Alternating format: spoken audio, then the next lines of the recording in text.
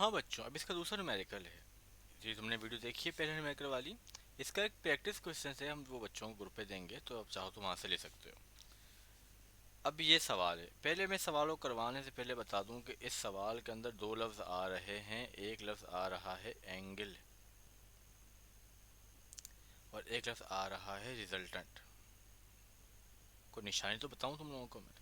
जब ये दो लफ्ज़ आ जाएं तो वहाँ यूज़ होता है कोसाइन लो। क्या यूज़ होता है? Cosine law. ये रहा F is square equal to F one square F two square two F one F two cos theta. Cosine law इस्तेमाल होता है। अब मैं तुम्हें कहानी सुनाता हूँ कि सवाल में है क्या कहानी। सवाल में है कि दो टग बोट्स हैं, दो कश्तियाँ हैं। वो कश्तियाँ जो जहाज़ को टो करने में काम आती हैं। हर एक कितनी फोर्स लगा रही है? 6000 न्यूटन। और कितने एंगल के साथ? इतने एंगल के साथ। रिजल्टेंट फोर्स हमें बतानी है। तो बड़ा आसान सवाल है, बिल्कुल सीधी सीधी बात हुई है, इसके अंदर कोई टेढ़ी बात नहीं हो रही। कोसाइन लगा दोगे आप आराम से। आपको तो एफ ही निकाला है ना, सारी वैल्यूज आपके पास हैं।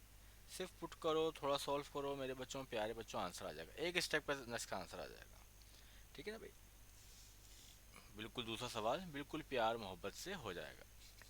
तीसरा सवाल देख लो, क्या कहानी है तीसरे सवाल की। ये तो हो गया हमारा पहला सवाल और दूसरा सवाल। तीसरा सवाल देख लो। तीसरा सवाल बड़ा मज़ेदार सवाल है, बहुत से सवाल है। पुरानी किताब में ये एग्जाम्पल हुआ करती थी, लेकिन ये आई बहुत थी पेपर में, 5 दफ़ा एग्जाम्पल आई थी, तो किताब का हिस्सा बनाया। ज़बरदस्त सवाल है, बहुत अच्छा सवाल है।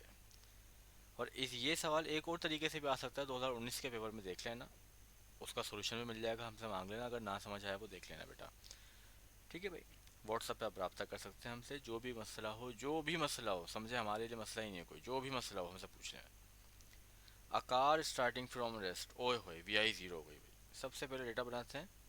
यहाँ डेटा में इंफॉर्मेशन में लिख लेता हूँ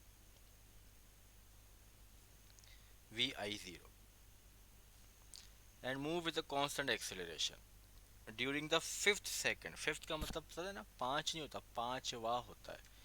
fifth second of its motion it covers a distance of 36 meter. अब इसको लिखूंगे इसे मैं, इसको लिखेंगे S5 माइनस S4।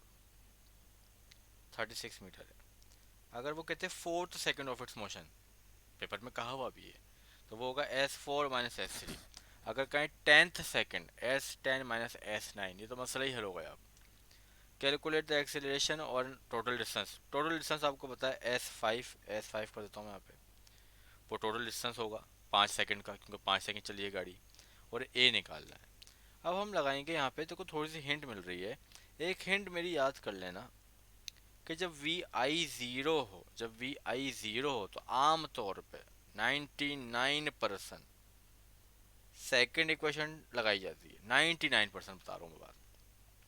तो यहाँ मैं सेकेंड इक्वेशन 2 दफ़ा लगाऊंगा, 5 सेकंड के लिए भी लगाऊंगा, 4 सेकंड के लिए लगाऊंगा। और समझ आ रहा है कि दोनों को माइनस भी करूंगा बाद में। बहरहाल यहाँ मैंने लगाई apply second equation motion for total distance. Total distance का मतलब क्या है? 5 सेकंड के लिए, तो हम यहाँ पे 5 लिख देंगे आपके लिए। 5 5 5 5 5। V I T plus half AT square होता है, 5 का स्क्वायर करेंगे 25 होगा, सोल्व होगा 12 फाइन हो जाएगा।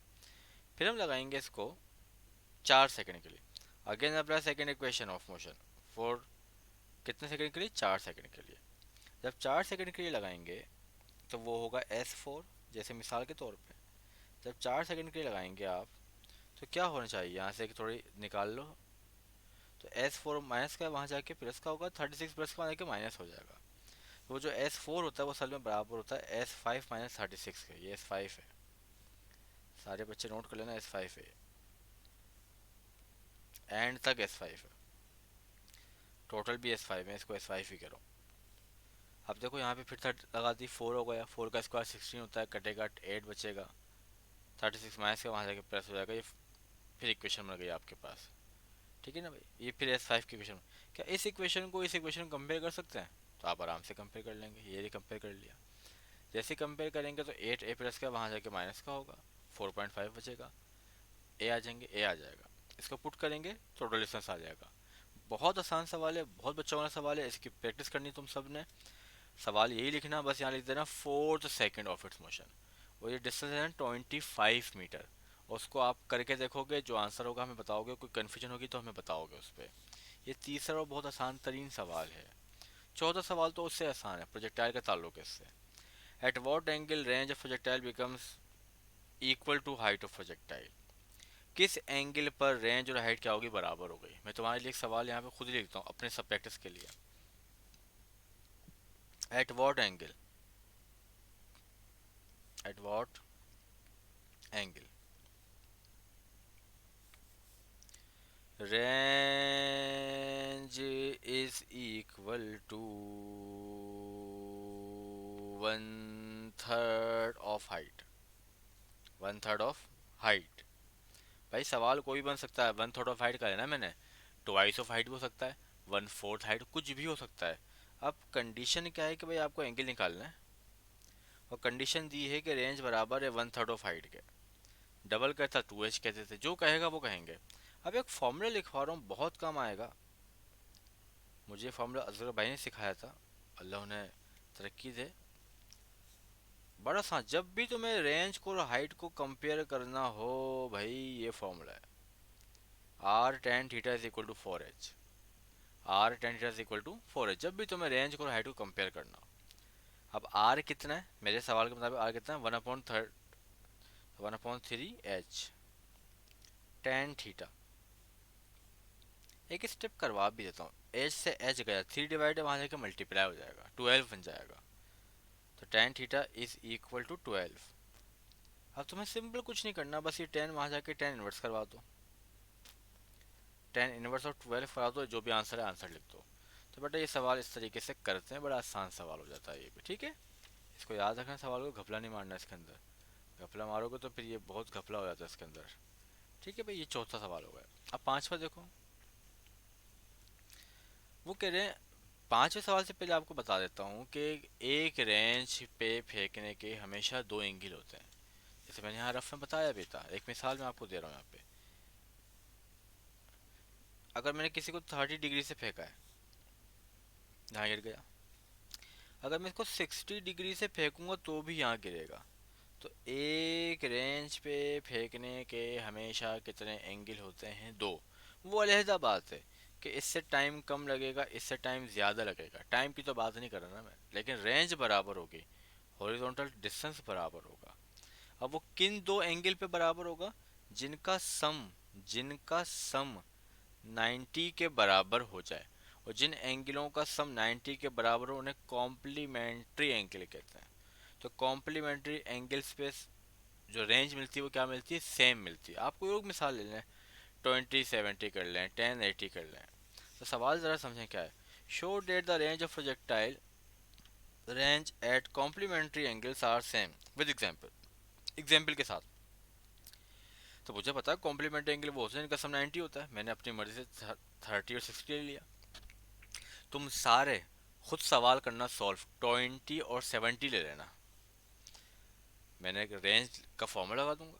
रेंज बराबर होती है, फॉर्मूला मैं लिख भी देता हूँ, रेंज बराबर होती है V naught square sine 2 theta upon G. अब मैं वेलोसिटी को कुछ भी मान लेता हूँ, दोनों लेकिन दो तरफ बराबर मान, मैं दोनों 90 मान लिया, ठीक है। एक जगह एंगल लिखा 60, एक जगह लिखा 30, जी की वजह आपको पता है, 260 सा 120, 230 सा 60, साइन 120 निकालेंगे, साइन 60 निकालेंगे, सॉल्व करेंगे, रेंज बराबर आएगी। जैसी रेंज बराबर आएगी फ़ौरन लिखोगे प्रूफ, फ़ौरन का लिखोगे प्रूफ। यही सवाल मैंने, हो सकता है कि आप एग्जाम्पल में 70/20 ले लें, वो भी देखें मैंने आपके सामने कर दिया, रेंज बराबर आएगी। मैंने वेलोसिटी 90 ली है, आप वेलोसिटी 25 ले लो, कुछ भी ले लो, बस दोनों जरा बराबर लेना। और एंगल ऐसे लो कि सम करो तो 90 आए, आप 50/40 ले लो, करके देखो बेटा, मुख्तलिफ आंसर आएंगे, बस आंसर सेम होंगे, सेम से मतलब है। एक और सवाल किताब का, बड़ा ज़बरदस्त सवाल है, पुरानी किताब में भी शामिल था ये। A mortar shell is fired, mortar shell वो होता है पेंजर, याद है ना, GTA वाइस सिटी, पेंजर लिखा, शहर आपके बाप का हो गया, बैठे सब भाई हंगामा, ये गोलाबारी वगैरह वगैरह वगैरह, बाद में बोलते लीव मी अलोन।